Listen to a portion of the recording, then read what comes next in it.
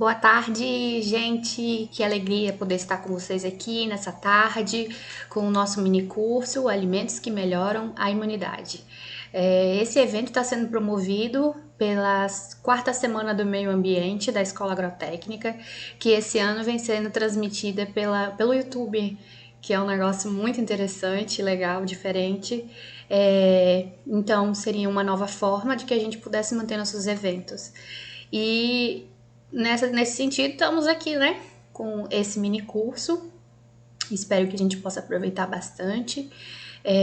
Esse tema é um tema bastante interessante e atual, inclusive agora nesse momento da pandemia do Covid-19, onde nós vamos poder aprender um pouquinho melhor sobre o nosso sistema imunológico e sobre os alimentos que ajudam a manter mais estável esse sistema e que podem ajudar a preservar a nossa saúde. Bom, eu vou fazer a apresentação dos ministrantes. Eu convidei uma parceira minha que trabalha com imunidade, intestino, eu vou falar daqui a pouquinho, mas eu vou me apresentar. Essa apresentação foi feita pela comissão organizadora do evento, no site do evento, mas eu sou a professora Daniela, sou professora da Escola Agrotécnica, sou tecnóloga agroindustrial, formada pela Universidade do Estado do Pará. Tenho mestrado em Ciência e Tecnologia de Alimentos pela Universidade Federal do Pará também, e doutorado em Biodiversidade e Biotecnologia pela Universidade Federal de Roraima. Sou da primeira turma do doutorado, já tenho um tempinho. Sou professora BTT da Escola Agrotécnica desde 2010. Eu sou professora da disciplina de Tecnologia de Produtos Agropecuários, então que trabalha com Ciência e Tecnologia de Alimentos, nessa disciplina, dos diversos alimentos, como alimentos de origem vegetal, alimentos de origem animal e todos os seus produtos derivados. Atualmente também trabalho com uma linha de pesquisa envolvendo produtos lácteos, probióticos, e trabalho também com frutas nativas da Amazônia, no sentido de incorporá-la a esses novos alimentos. E dentro dessa linha de pesquisa eu trabalho com produção de alimentos também para pessoas com restrições alimentares, como, por exemplo, alimentos sem lactose, alimentos reduzidos ou sem açúcar, alimentos reduzidos ou sem gordura.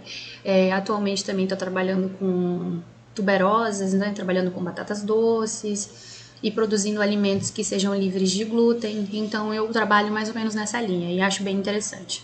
E quando a gente for falar aqui mais pra frente, nós vamos poder ver que esses alimentos que trazem algum tipo de restrição, eles são importantes, uma vez que eles vão diminuir as respostas imunes do organismo a esses alimentos, né? Já que eles não têm os agentes que promovem os distúrbios de imunidade, né? Os distúrbios de saúde, então eles são bastante interessantes. Vou apresentar também a doutora Daniela, né, fisioterapeuta pela Universidade da Amazônia, especialista em análise de situação de saúde pela Universidade Federal de Goiás, em vigilância em saúde pelo Instituto Sírio-Libanês, atuou na Coordenadoria Geral de Vigilância em Saúde do Estado de Roraima, é fisioterapeuta também do Estado e hoje trabalha com microfisioterapia. Ela vai explicar para vocês o que é a ciência da microfisioterapia e ela vai falar sobre doenças que começam no intestino. Nós vamos ver aí que o intestino, ele é um órgão que trabalha com a imunidade. Uma vez que nós nos alimentamos, os nossos alimentos que nós ingerimos são absorvidos no intestino e tudo aquilo que for estranho à imunidade do organismo, o intestino ele já vai ter também uma resposta aí. Então você imagina a quantidade de coisa que a gente come, a quantidade de risco que a gente se coloca, e esse órgão, esse grande órgão, tendo que ter uma responsabilidade muito grande aí na resposta imunológica do nosso organismo para identificar o que é bom e o que pode ser considerado um patógeno ou uma substância estranha. Então, a gente vai conseguir entender isso melhor aqui. E ela vai falar sobre o intestino, o funcionamento e as doenças que podem começar a acontecer dentro do intestino. Então, achei bem legal convidá-la para participar dessa temática. Bom, o sistema imunológico. Para que a gente possa falar de imunidade, o interessante é que nós saibamos o que é o sistema imunológico. né? Creio que muitos já estudaram, já têm mais ou menos uma noção do que é o sistema imunológico, mas sempre que a gente vai tratar de um assunto, o ideal é que nós demos uma introdução sobre os assuntos envolvidos. Então, quando nós vamos falar de alimentos que melhoram a imunidade, automaticamente nós precisamos falar de sistema imunológico. Então, o que é o sistema imunológico? É um sistema que garante proteção ao nosso corpo, evitando que substâncias estranhas, né? Entre elas podem não ser patógenos, mas podem ser umas substâncias estranhas, como, por exemplo, dentro dos alimentos processados, né? Nós temos aí uma diversidade de aditivos alimentares que geram alergias, né? Vou citar o exemplo aqui do corante tartrazina, que é um corante amarelo, gera e tem grandes graus de inflamações que geram alergias e são substâncias estranhas ao organismo que podem afetar a nossa imunidade. Então, não só patógenos, né? Mas além das substâncias estranhas, nós temos aí os patógenos também que podem afetar de forma negativa a nossa saúde. Ele é um sistema complexo que envolve uma série de células e órgãos que funcionam em conjunto como uma grande barreira de proteção. Então, nós temos aí o nosso sistema imunológico agindo na tentativa de nos proteger de todas dessas ações externas que podem afetar o nosso organismo. Então, essa capacidade do nosso corpo em nos proteger contra esses agentes é chamada de imunidade. Então, dentro dessa imunidade, nós temos a imunidade inata, que é aquela que já nasce com você, e nós temos a imunidade adquirida, que você vai adquirindo ao longo da vida conforme você vai se submetendo à exposição a esses agentes estranhos ou a esses patógenos. Então, quando a gente trata de imunidade inata, nós também podemos chamá-la de imunidade inespecífica. Por que eu posso chamá-la de imunidade inespecífica? Porque ela vai agir de forma geral, ela vai agir de forma igual para todo tipo de situação que você se expuser, tá? Ela não tem ela foi submetida a um determinado agente específico, vamos mandar anticorpos tal para lá. Não, isso não vai acontecer, porque nessa imunidade inata, o organismo vai agir da mesma maneira para todas as situações, tá? Esse outro tipo de imunidade, ela vai se desenvolvendo com o tempo. Então, essa imunidade, ela já nasce com a pessoa que a tem, né? Então, nós já nascemos com essa imunidade inata. E ela pode ser representada por barreiras físicas, químicas e biológicas. Então, nós temos aqui dois tipos de mecanismos envolvidos com a imunidade inata ou inespecífica. Nós temos os mecanismos externos e nós temos os mecanismos internos. Então, quem são os mecanismos externos que estão envolvidos? A pele. A pele é a primeira das barreiras, aí é o maior órgão do corpo e é a primeira das barreiras. Então, você tem sua pele, os micro-organismos convivem na sua pele de forma natural, normal. O problema é quando eles entram na pele por algum tipo de ferimento, machucado, e aí realmente a gente vai ter uma invasão desses micro-organismos para o interior do nosso organismo. Mas a primeira barreira é a pele, então naturalmente se ela estiver intacta, não tiver nenhum tipo de machucado ou injúria que possa comprometer a pele, nós temos aí a pele como a principal barreira do organismo.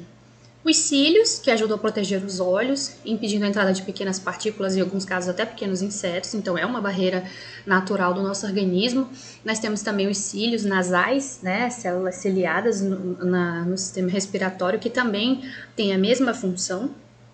A lágrima, que faz a limpeza e lubrificação dos olhos, ajudando a proteger de qualquer tipo de agente patogênico. Até quando a gente tem algum agente que irrite, cause algum tipo de irritação nos olhos, a gente imediatamente coça, o olho lagrima, exatamente na tentativa de expulsar esse agente do nosso organismo. O muco, né, do sistema respiratório, que ele tem também a função de impedir que micro-organismos entrem no sistema respiratório. Então, a gente tem aí esse muco que vai de forma a proteger o sistema imunológico, tirando qualquer tipo de invasor que tenha, pela tosse, pelo cuspe. Então, esse muco funciona junto com o sistema ciliar na tentativa de expulsão de qualquer agente estranho que tente adentrar o sistema respiratório. Plaquetas, né, atuam na coagulação do sangue diante de um ferimento, né? Por exemplo, produzem redes de fios para impedir passagem de hemácias e reter o sangue. Então, as plaquetas, elas coagulam o sangue. Quando você se machuca, se corta e você não tem a hemorragia de ficar perdendo sangue, depois de um tempo que você percebe o sangue cessa, né?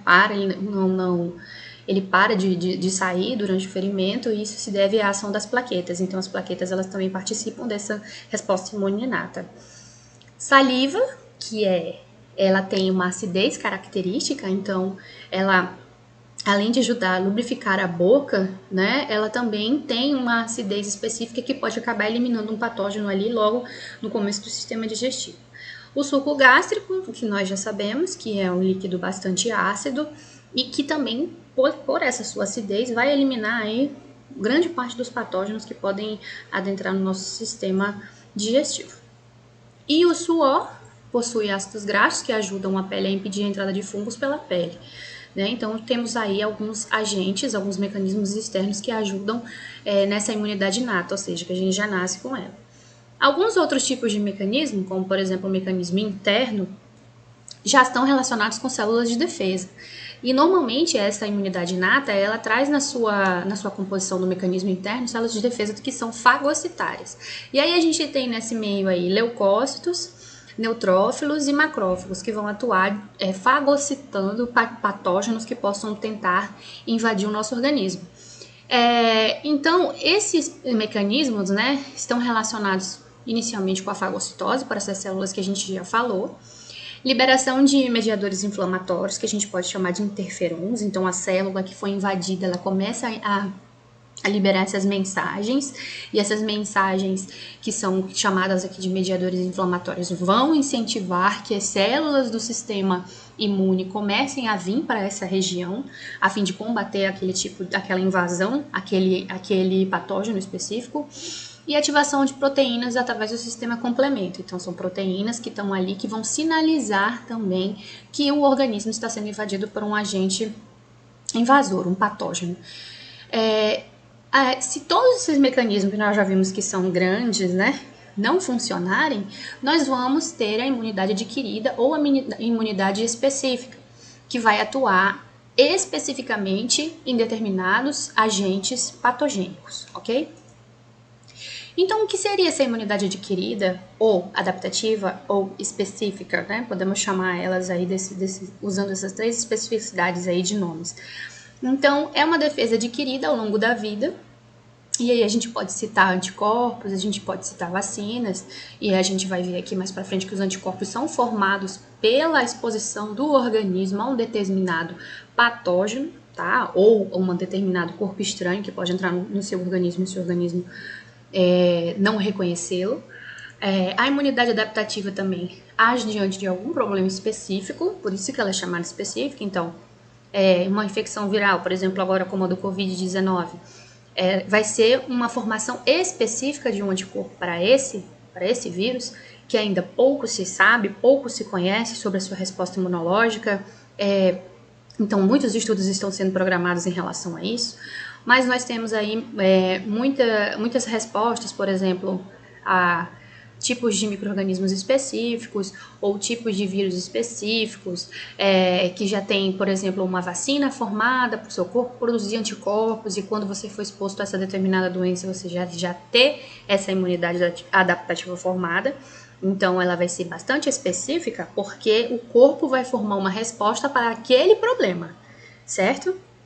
E o ideal é que depois que você já tenha sido exposto a esse problema específico, que você registre uma memória imunológica sobre isso e você não adoeça mais, certo?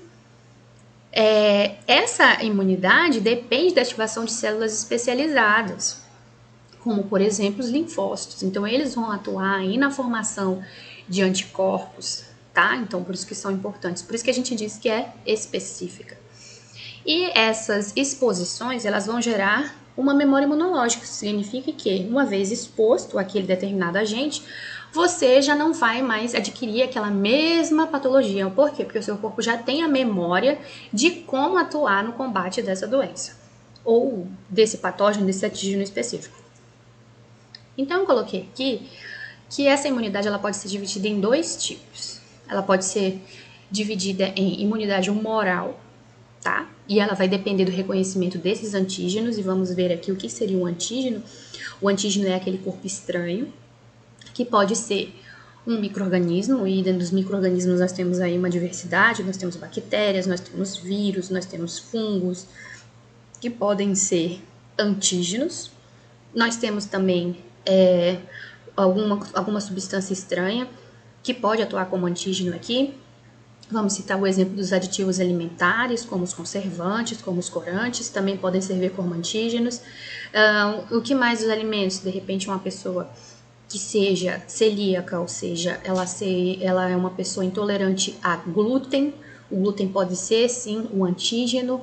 Uma pessoa que tem intolerância à lactose ou alergias ou intolerâncias às proteínas do leite. Essas substâncias serão antígenos e vão estimular o organismo a produzir células de defesa para combater aquela determinada doença ou aquele determinado antígeno. Então, essa formação de antígenos, anticorpos, ela está relacionada com linfócitos B, certo?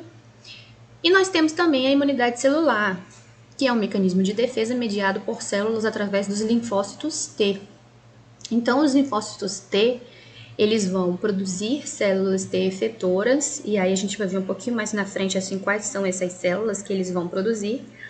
E os linfócitos T, eles são ativados por células apresentadoras de antígenos, e essas células apresentadoras de antígenos vão ativar o linfócito T, que consequentemente vai ativar o linfócito B, que é o que vai realmente ter a resposta efetiva aqui na produção de anticorpos, ok?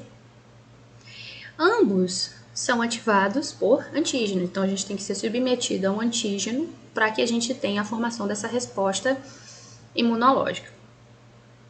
Então, eu coloquei aqui o sistema imunológico e as células que compõem. É muito maior o sistema imunológico, porque a gente tem órgãos que participam da imunidade, que vão amadurecer células, onde vão se formar células, mas isso não vejo necessidade de a gente comentar agora. Tem muito material na internet, ou mesmo quem está fazendo ensino médio, né, vai conseguir estudar isso ainda no decorrer do seu curso. Então, nós temos aqui o sistema imunológico, principalmente formado por células, e dentro dessas células nós temos os leucócitos, os linfócitos e os macrófagos, que está falado aqui, né? O macrófago é importante, ele é derivado aqui de um leucócito, no caso do monócito, e ele vai ser o primeiro a ir para dar resposta imunológica, então ele é bastante importante. Então, dentro dos leucócitos, né, nós temos aqui a função de produzir anticorpos, tá?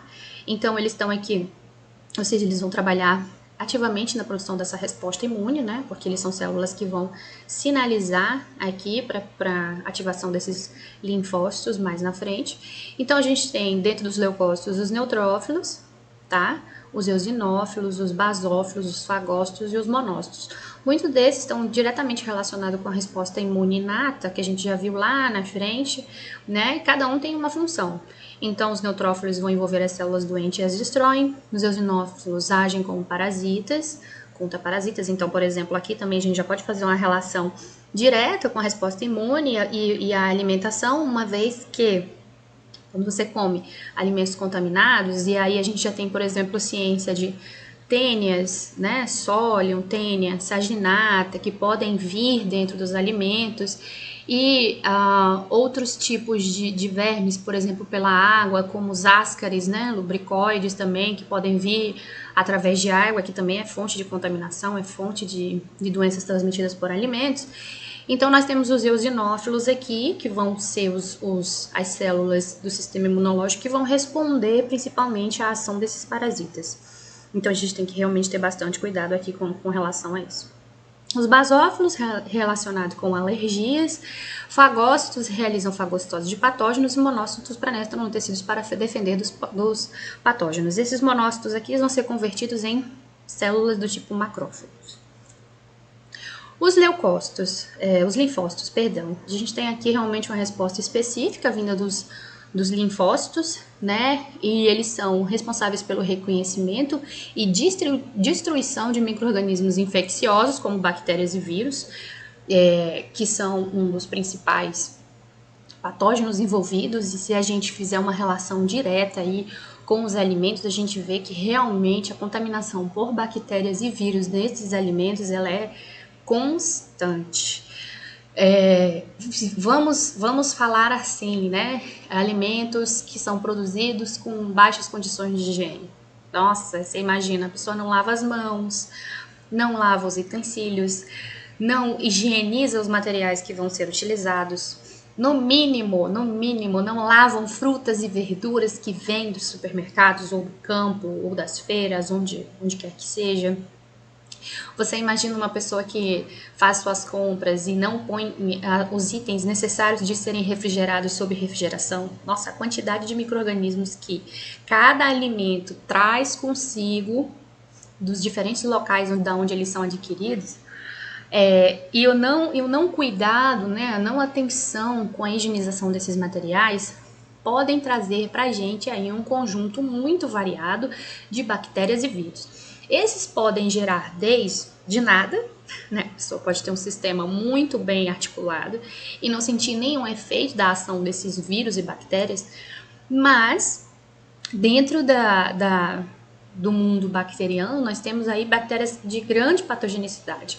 Então, elas podem gerar diarreias, vômitos, náuseas, dores de cabeça.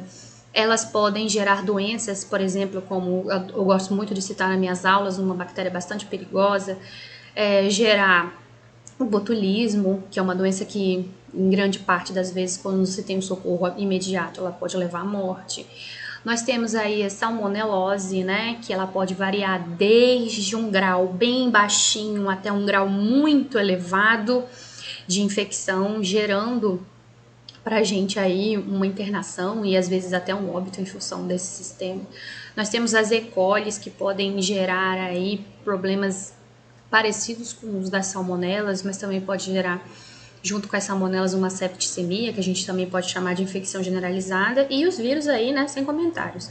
Então já se vem falando aí agora em função do coronavírus, sobre os cuidados que a gente deve ter com a nossa higiene, né, mãos, lavar com sabão, usar o álcool 70, inclusive em todo aquele material que a gente compra do supermercado, lavá-lo com água e sabão quando for possível, ou passar o álcool, ou uma solução clorada, que nós vamos ver aí mais para frente como fazer, e tentar limpar esses alimentos antes de guardá-los, né, para que a gente não tenha uma infecção dentro de casa. Então, se a gente for relacionar esse nível de contaminação com patógenos aqui relacionados a bactérias e vírus, nossa senhora, o nosso sistema imunológico ele tem aqui toda essa cascata para que a gente possa defender o nosso organismo. Então, nós temos aqui os linfócitos B e os linfócitos T.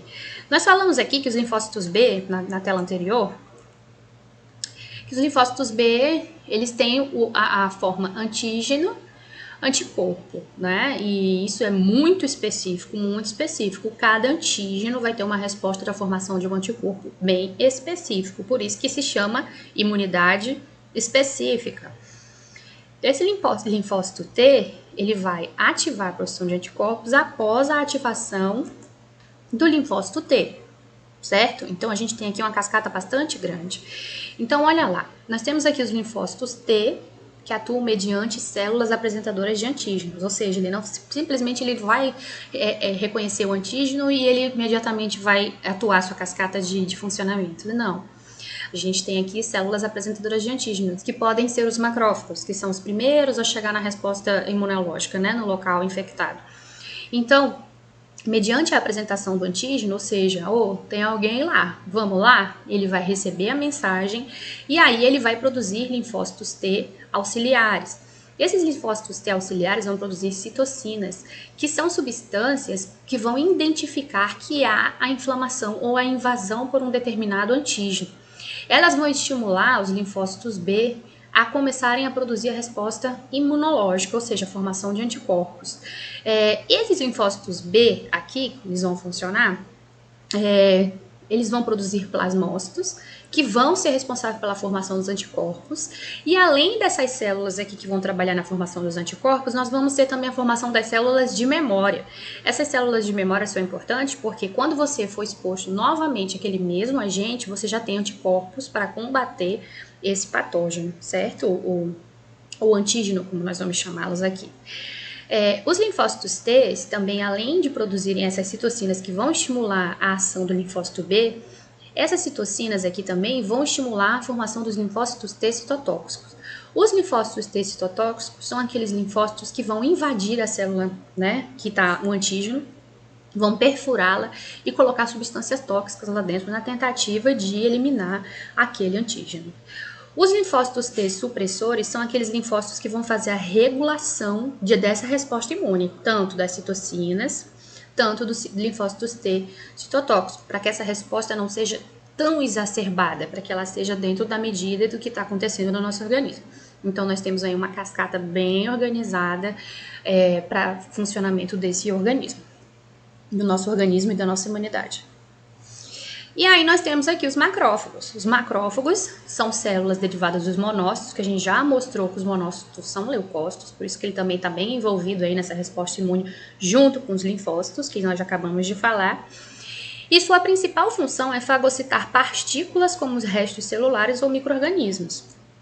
Então nós temos aqui ele como uma célula fagocitária. Também vai ser uma célula apresentadora de antígeno, lá para os linfócitos T, como a gente já falou. Então, eles são responsáveis por iniciar a resposta imunitária, ou seja, eles são os primeiros que chegam nessa resposta imunológica. Bom, falando sobre alguns fatores que podem influenciar a imunidade e a saúde, ou seja, estão relacionados, né, imunidade e saúde, nós podemos citar aqui o estresse, tá? Nós vamos falar aqui. É importante que fique claro para todo mundo que a imunidade, ela na verdade é uma homeostase, ela é um equilíbrio do organismo. Então, o organismo tem que estar bem para que o sistema imune esteja bem. Se nós colocarmos dentro das nossas atividades situações em que nosso organismo não fique bem, cansado, estressado, exposto, automaticamente nós vamos ter a nossa imunidade afetada por essas situações. Eu separei algumas, não vou falar de todas, porque senão a gente não teria que ter um mini curso de 4 horas, nós teríamos que ter um mini curso de 1 semana, né? Para que a gente pudesse falar muito bem, de forma muito explicada, o que seriam esses fatores, de que forma eles afetam a imunidade e automaticamente de que forma eles vão abalar a nossa saúde.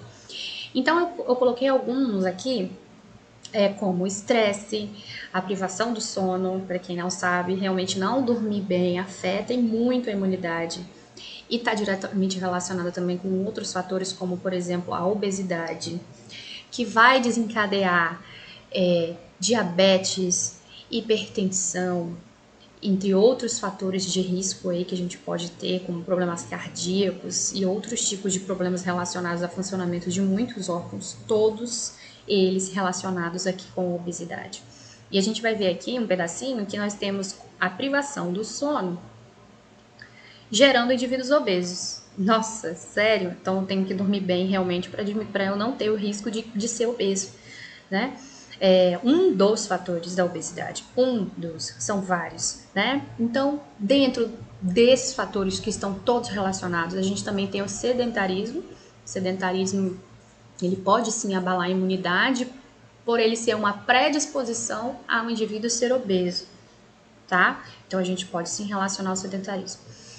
Por um outro lado, as atividades físicas intensas, elas também afetam a imunidade, tá? Enfim, por exemplo, esses atletas de alto rendimento, né, que têm esforços físicos muito vigorosos, essas atividades físicas, elas estão diretamente envolvidas também com a redução da imunidade. Existem estudos que provam que atividades físicas que envolvam volume de oxigênio muito alto, ou frequências cardíacas também muito altas, que a gente chama de frequência cardíaca alta para atividade física, elas podem gerar danos aí no sistema imunológico. Então, a gente tem que também verificar um meio termo entre o sedentarismo e atividade física intensa. Então, ambas podem gerar problemas durante a imunidade. Existem alimentos que podem estar envolvidos para tentar amenizar todos esses fatores aqui. E nós vamos falar dele após a gente falar sobre esses fatores de forma mais explicativa.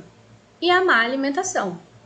A má alimentação, ela pode ser uma alimentação desde que seja uma alimentação desregulada de forma calórica falando, né? Colocar alimentos supercalóricos, colocar uma alimentação rica em carboidratos, ou seja, em açúcares, associadas ao sedentarismo, associadas à formação do indivíduo obeso, associadas a alimentos que vão privar seu sono, associados a alimentos que podem gerar um estresse, né? Então, uma má alimentação ela pode estar relacionada com isso, mas ela também pode estar relacionada a indivíduos que não sabem que tem determinadas restrições e continuam se alimentando, fazendo uso desses alimentos que geram essas situações de estresse e geram essas situações de influenciar na imunidade de forma negativa, como por exemplo a gente pode falar sobre os alimentos com lactose, dos alimentos com aditivos alimentares, dos alimentos com glúten. Esses alimentos, quando pessoas são expostas e não sabem a natureza do seu problema, elas vão gerando um déficit de imunidade, porque o corpo vai tentar responder àquele antígeno, àquele agente estranho, e a pessoa não sabe, e ela acaba cada vez mais influenciando a sua imunidade. Então é interessante que a gente saiba que esses alimentos eles podem gerar, sim, problemas graves de imunidade se a gente não tiver consciência da nossa situação de saúde. Então, o primeiro agente que nós vamos falar aqui é o estresse, né? Situações de estresse podem estar relacionadas a muitas coisas. Por exemplo, quando você está estudando para fazer uma prova, e aquilo ali realmente é uma situação para você que o preocupa, que o deixa ansioso, isso pode gerar um estresse. Quando você está preocupado com o prazo no seu trabalho, de entregar alguma coisa, gera um estresse. De repente, pessoas com quem você tem que lidar durante o dia a dia geram um estresse.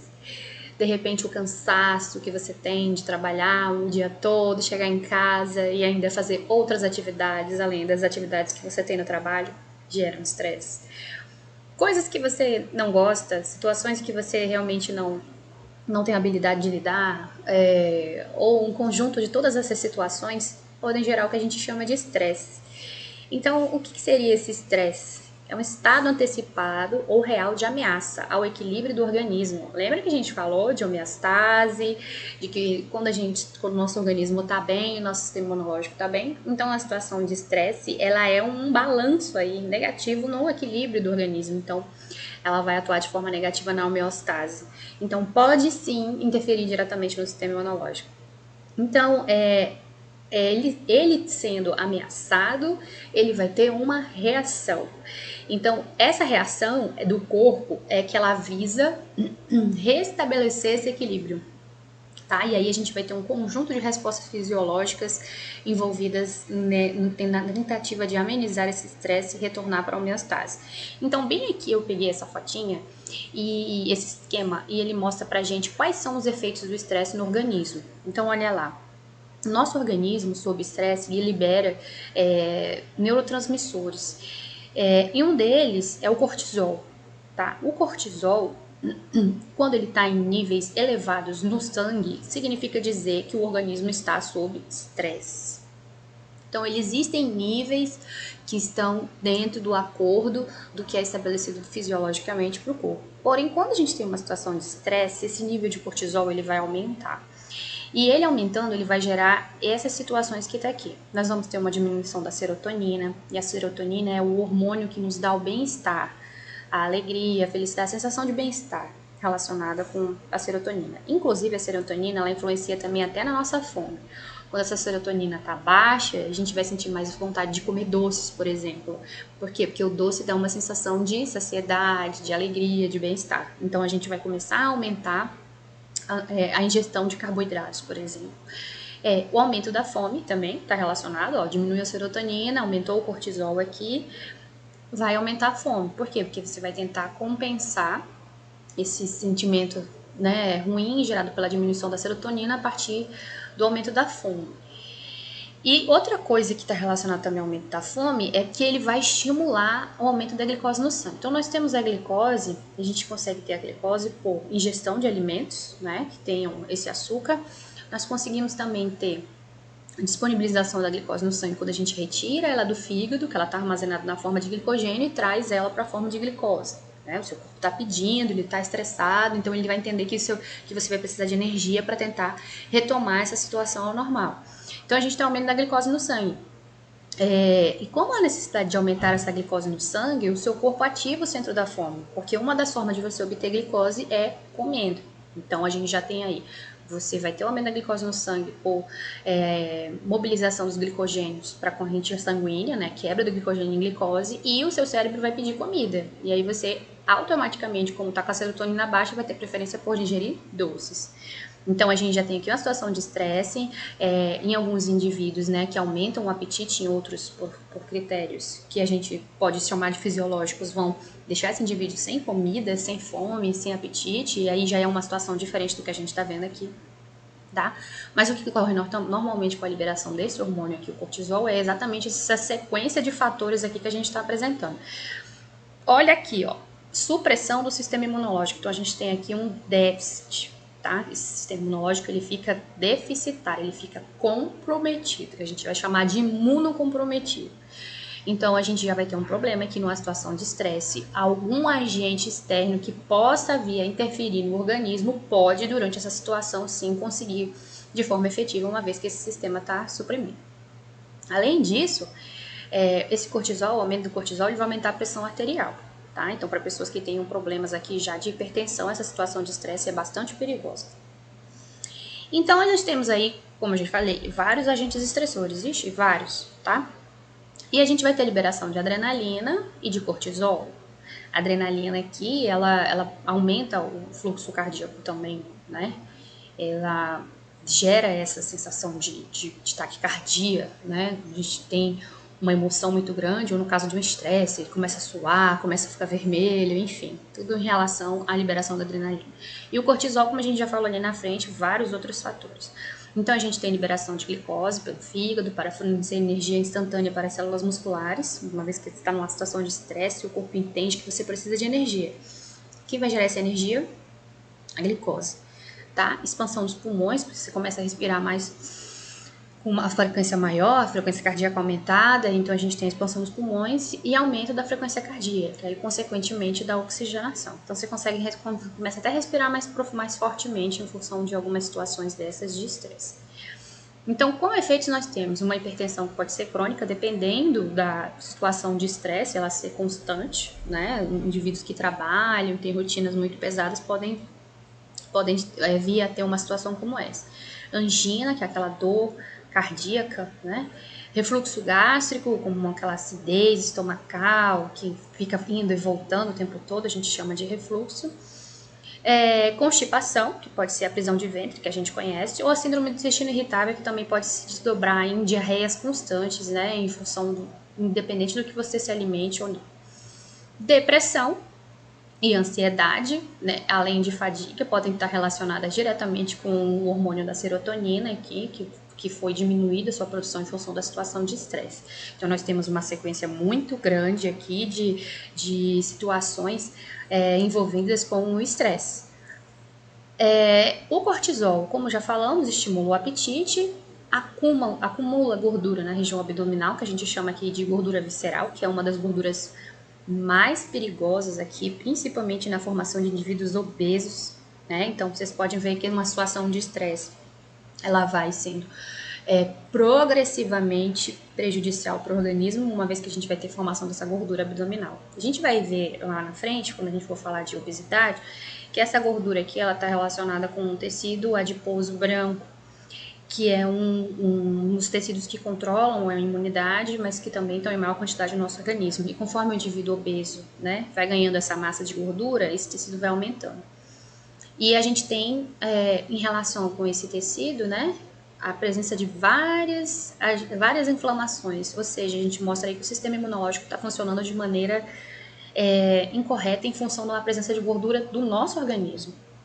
Tá? Então, conforme essa gordura aumentam as inflamações no tecido, ou seja, o sistema imune está ali tentando combater a gordura que você mesmo está botando para dentro. Isso é uma situação muito ruim, pode comprometer de forma negativa a sua imunidade.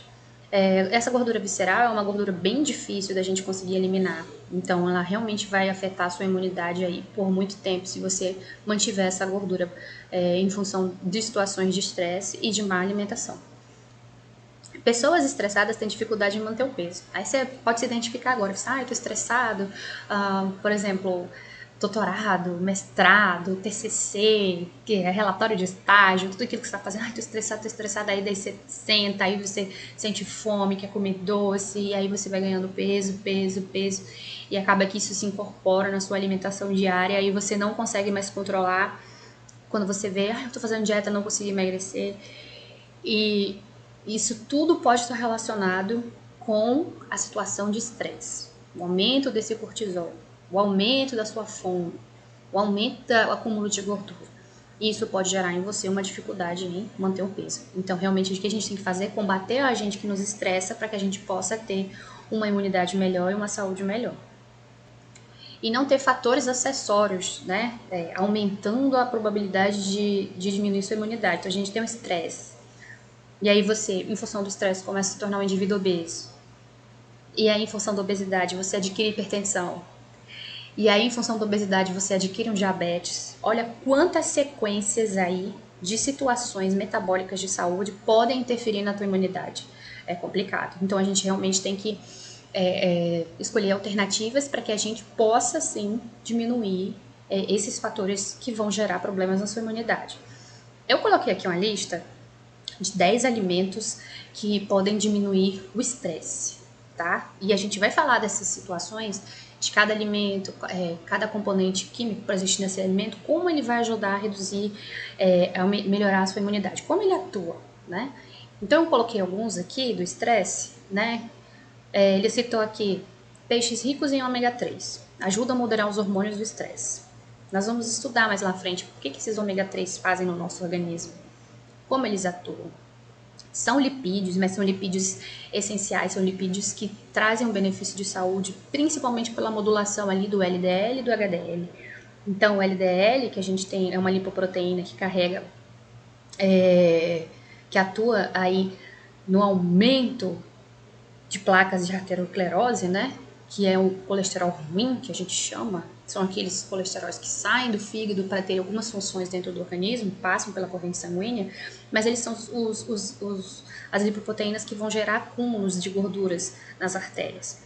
E os HDL, que são o colesterol bom, que a gente chama, eles já vão ter a função contrária. Eles têm várias funções dentro do organismo, mas uma dessas, por exemplo, do HDL, é ir lá remover o excesso de LDL. Então, a alimentação tem que estar balanceada e os ômega 3, eles ajudam nessa situação. Mas nós vamos falar deles mais para frente. Chocolate amargo por quê? Porque tem menos carboidrato. Então, a gente pode dizer que a gente pode consumir o amargo ao invés do chocolate tradicional ao leite, né? Já tem estudos que dizem que ele reduz a pressão arterial, porém, claro, nós podemos comê-los sem excessos, né? Porque são ricos em gorduras e muito provavelmente gorduras saturadas, tá? Que não vão ser o excesso de gorduras saturadas, elas não são boas para o funcionamento do organismo, uma vez que são gorduras pesadas. Chá preto reduzem o nível de cortisol, então a gente já falou que o cortisol é o agente, né, que em grande concentração no organismo vai gerar situações que a gente conhece como situações de estresse fisiológico, né? Então, alguns estudos já relatam que o chá preto é uma alternativa para reduzir o nível de cortisol. O abacate reduz a pressão arterial, tem aí ácidos graxos monoinsaturados e potássio, podem melhorar no cérebro a absorção de serotonina, melhorando o humor. Então, a gente já tem aí a serotonina diminuída em indivíduos estressados. Então, se a gente consumir alimentos que melhorem a absorção, aumente a produção de serotonina, já é um efeito positivo. Já vai diminuir na gente aquela vontade de comer doce, né? E já vai diminuir aí o nível de açúcar que a gente vai conseguir absorver durante esse período de estresse.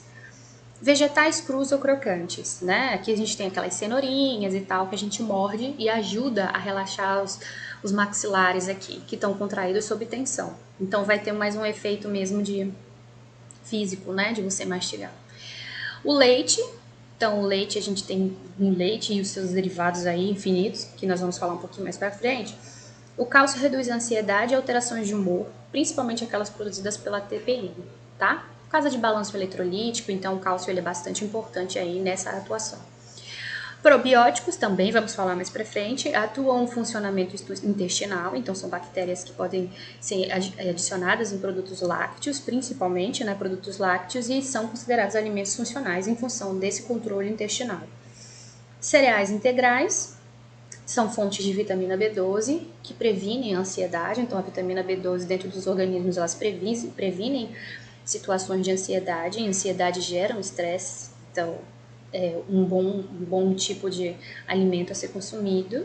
Atum reduzem a ansiedade pela presença de lisina, mas o atum também é um peixe rico em ômega 3, então ele já tem duas funções aí associadas com o seu consumo. E a castanha de caju é fonte de zinco, capaz de reduzir a ansiedade e depressão. Então nós temos muitos fatores relacionados com estresse, depressão, humor, e todos esses fatores eles vão contribuir para a manutenção da imunidade, uma vez que desarranjos em qualquer um desses fatores aí que nós estamos falando geram problemas sim na resposta imune.